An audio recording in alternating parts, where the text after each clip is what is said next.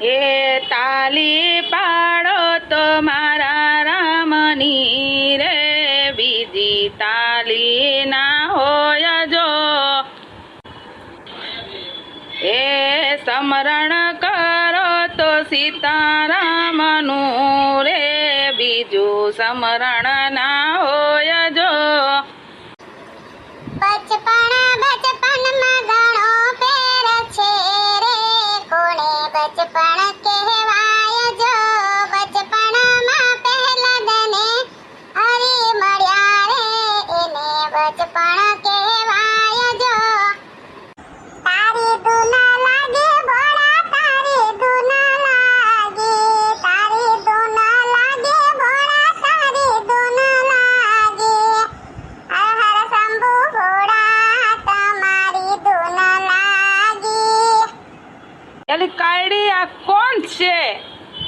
હવે આયા કાનાના ને રામના ને કૃષ્ણના ગીત ગાવાના છે તો ભોળાનાથના ચાલુ કર્યા. આ છે કોણ? એમાં હું માસી, ભોળાનાથનું ગીત તો ગાવું જ જોઈએ ને. કાના ના ગાય એમ ભોળાનાથ ના ગવાય, એમાં કઈ વાંધો નહીં. એ કાનાને મનાવો બાયું, તમે ગોકુળિયામાં જાઓ.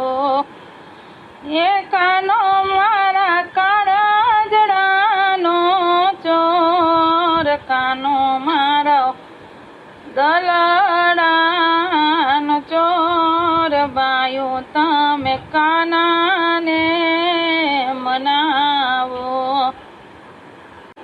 વાહ વાહ રસીલા, તને તો બહુ સરસ ગીત આવડે હો. તો માસી તમે સત્સંગમાં કેટલા ટાઈમથી આવો છો? હું તો અહીંયા 4-5 મહિનાથી આવું છું. તારી જેમ થોડું છે આખા ગામની પંચાયત કરે ઘરે ઘરે. અમારે તો ભગવાનમાં ટાઈમ કાઢી અમે રોજ 1 કલાકનો. માસી તમારો સ્વભાવ કેમ આવો કુતરા જેવો છે? સુધરતા કેમ નથી તઈ? એટલે કાઢી આનું ડાસું બંધ કરાય ને. તું હું આને લઈને દોડી આવીશું અહીંયા ભગવાનના નામ લેવા આવ્યા હોય ત્યાં. આગળ મારાથી કાંઈક બોલાઈ જાય ને તો ઘર ભેગી ની થઈ જાય. તે હાસી જ વાત છે ને માસી. તમે સત્સંગમાં આવો છો, ભગવાનના નામ લ્યો છો, સ્વભાવ તો સુધરવો જ જોઈએ ને. કઈ ફેર ન પડે તો ભગવાનના નામ લેવાથી તો શું કામનું? તો હું ભગવાનના નામ લેવાનું સત્સંગમાં એટલે તો આવું છું કે મારો સ્વભાવ સુધરી જાય ને મને શાંતિ મળે. એ માસી, સ્વભાવ સુધરી જાય ને શાંતિ મળે, તો તમારા માટે એવું કઈ લાગતું નથી.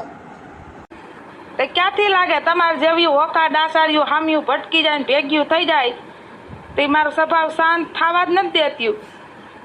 સટકાવી દ્યો છો મારું મગજ. માસી હાલો ઘડીક વાર હેઠા બેહીને આપણે ભગવાનના નામ લઈ, ઈ બધું મૂકો હવે. શ્રીમદ નારાયણ નારાયણ હરી હરી. તેરી લીલા જગ સે ન્યારી ન્યારી, શ્રીમદ નારાયણમ. શ્રીમદ નારાયણ નારાયણ હરી હરી. એ મારે ભક્તિ રે કરવી રામની રે, મને કરવાના દે આવી છોરી. એ હું ક્યાં તમારી આડી પડી, તમે મને આમ કેમ આંખે કરી. હે પ્રભુ આને આડેથી લેને ઉપાડી, મને શાંતિ ગણી. એ માસી, એ ડોહી, હું ગીત ગાશો પેલા જોતો ખરી. મંડાણી છો ઉસું જોઈને એક ધારી. એ શાંત થઈ જાવ બધાય, મગજ મારી રેવા દ્યો. હાલો બધાય સેવામાં, મગજ શાંત થઈ જાહે.